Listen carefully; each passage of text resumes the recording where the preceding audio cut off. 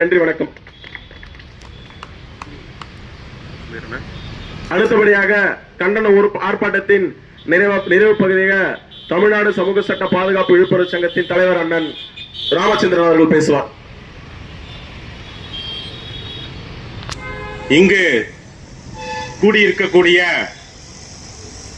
என்னுடைய தமிழ்நாடு சமூக சட்ட பாதுகாப்பு மற்றும் விழிப்புணர்வு சங்கத்தின் சொந்தங்கள் அனைவருக்கும் என் பணிவான வணக்கத்தை தெரிவித்துக் கொள்கிறேன்.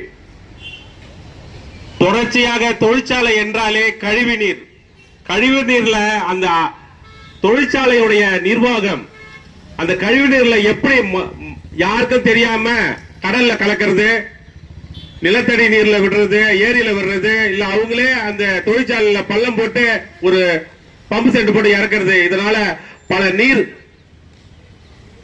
கெட்டு போகுது. இது சூழ்நிலை நம்மளுக்கு நிறைய தெரியும். ஆனா அத தமிழ்நாடு மாசு கட்டுப்பாட்டு வாரியம் அதை சரியான முறையில் மானிட்டர் பண்ணணும். இந்த 2 நாட்கள் முன்னாடி கடலூர் சிப்காட் பகுதியில் குடிகாட் லாயல் சூப்பர் பேப்பர்ஸ் என்ற ஒரு சாய தொழிற்சாலை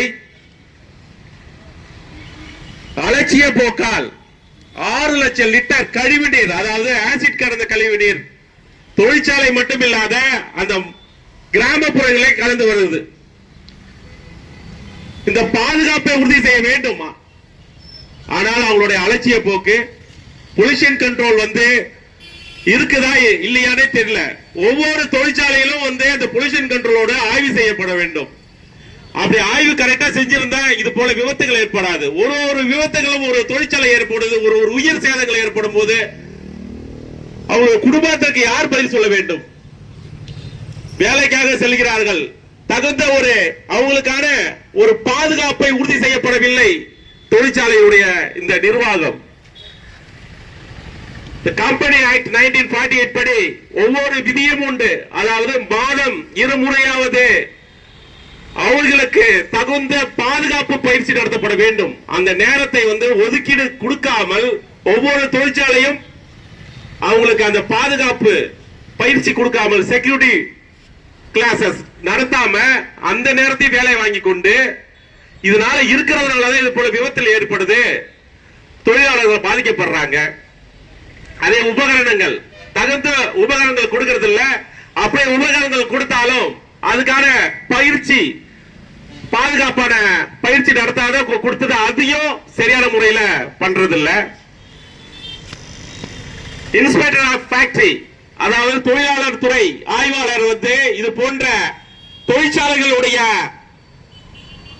இந்த பிரச்சனைகள், விபத்துகள் ஏற்பட்டால் அதை கோப்புக்கு எடுத்துக்கொண்டு சிஜிஎம் நீதிமன்றத்தில் வழக்காக தாக்கல் செய்து அவர்களுக்கு அபராதம் விதிக்கப்படுகிறது. அதனால அவங்களுக்கு அலட்சிய போக்கு, ஒவ்வொரு தொழிற்சாலையிலும் ஃபைன் கட்டி நம்ம போயிடலாம் என்ற அலட்சிய போக்கு இருக்கு.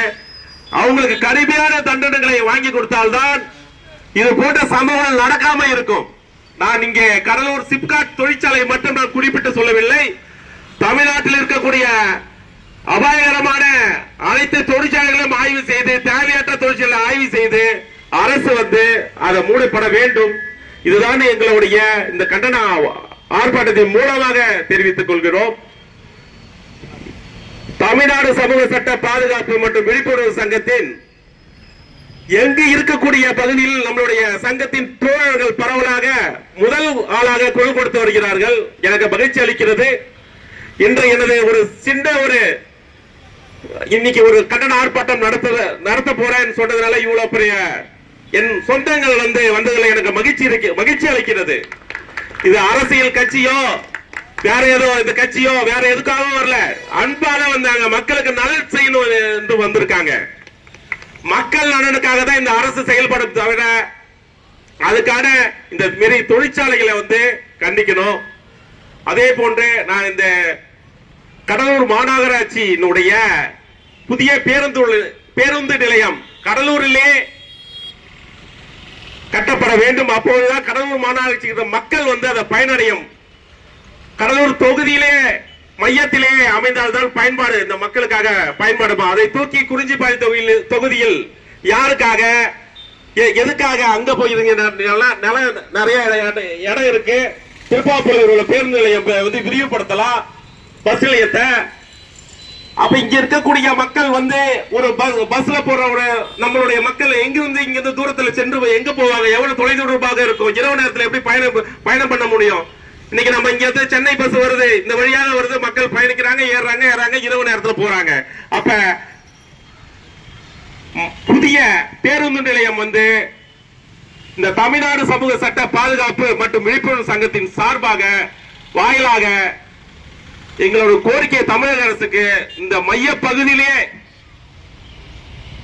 இந்த பேருந்து நிலையம் அமைக்க வேண்டும் என்ற எங்களுடைய கோரிக்கையை வந்து அரசுக்கு தெரியப்படுத்துறோம். மக்களுடைய நலன் தான் முக்கியம். மக்களுக்கு என்ன யார் நம்ம இந்த கடலூர் தொகுதியில் யார் நம்ம மக்களுக்கு தான் ஓட்டு போட்டிருக்காங்க, இங்க இருக்க பஸ்ல தான் பயன்படுத்துறதுக்கு நம்மளுக்கு ஏதுவாக இருக்கும். அதே போன்று நெல்லிக்குப்பம் பஸ் நிலையம் பார்த்திருப்பீங்க. தொடர்ச்சியா பஸ் உள்ள போயிட்டு வரலன்னு சொல்லிட்டு நான் ஒரு 6 மாதங்களுக்கு முன்னாடி மாவட்ட ஆட்சியர்கிட்ட புகார் கொடுத்தேன். அதாவது பஸ் அங்கதான் போவாங்க, பஸ் நிலையம் அப்படியே இருக்கு. அது போன்ற இது போல செயலையும் அங்க நடக்க கூடாது. பயன்பாடு மக்களுக்கான ஒரு வரிப்பணத்தின் மூலமாக பயனளிக்கக்கூடிய வகையில இந்த புதிய பஸ் நிலையம் அமையும் என்று கேட்டுக்கொள்கிறேன். அதே போல மாநகராட்சி ஆணையர் 2 மாதங்களுக்கு முன்னாடி கால்நடைகள் ரோட்ல செல்வதை பார்த்தா சீஸ் பண்ணிடுறாங்கன்னு கொடுத்துட்டாங்க. ஆனா தொடர்ச்சியா கால்நடைகளால விபத்து ஏற்படுது. அதை வந்து நிர்வாகம் வந்து பார்க்கணும். ஏன்னா நிறைய இரவு நேரத்துல நம்ம இரவு நேரத்துல ஒரு தெருவுல போற நாய் வந்து துரத்தினே போகுது, ஃபேமிலியோட கீழே விடுறாங்க. இதெல்லாம் வந்து மாவட்ட நிர்வாகம் வந்து சரி செய்யணும் என்று நான் இதன் வாயிலாக தெரிவித்துக் கொள்கிறேன். இன்று இந்த கண்டன